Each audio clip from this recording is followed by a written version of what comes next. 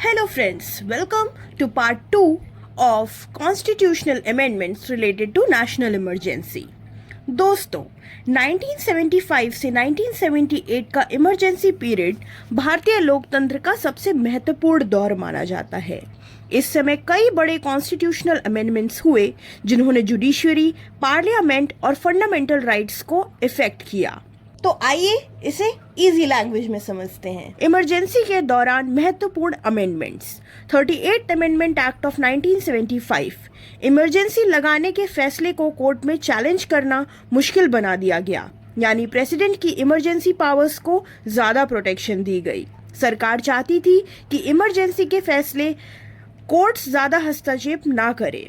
39th amendment act of 1975 PM और president के election dispute को कोर्ट्स के दायरे से बाहर रखने की कोशिश हुई।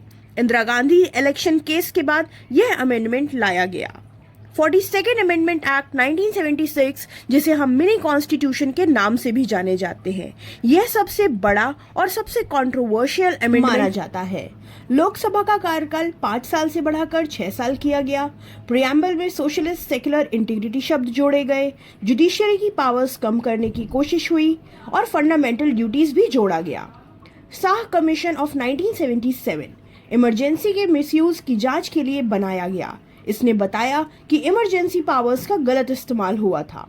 44th अमेंडमेंट एक्ट 1978 जो सबसे इम्पोर्टेंट है, इंटरनल डिस्टर्बेंस की जगह आर्म्ड रिबेलियन शब्द लाया गया। जुडिशियल रिव्यू वापस मजबूत हुआ। आर्टिकल 20 और 21 को इमरजेंसी में भी प्रोटेक्ट किया गया और लोकसभा का टेन्योर फिर से 5 साल किया गया। इमरजेंसी लगाने के लिए पार्लियामेंट अप्रूवल जरूरी बनाया गया। इस अमेंडमेंट ने नागरिकों के अधिकारों और लोकतंत्र को फिर से मजबूत किया। तो दोस्तों, इमरजेंसी का दौर हमें यह सिखाता है कि अगर गवर्नमेंट की पावर्स पर कंट्रोल ना हो तो डेमोक्रेसी और सिटीजन्स राइट्स दोनों खतरे में पड़ सकते हैं। लेकिन 44th अमेंडमेंट एक्ट ने भारत के लोकतंत्र को फिर से मजबूत किया और जुडिशरी, फंडामेंटल राइट्स तथा कॉन्स्टिट्यूशन की शक्ति को रीस्टोर किया। इसलिए इमरजेंसी पीरियड सिर्फ इतिहास नहीं बल्कि इंडियन डेमोक्रेसी के लिए एक बहुत बड़ा लेसन माना जाता है।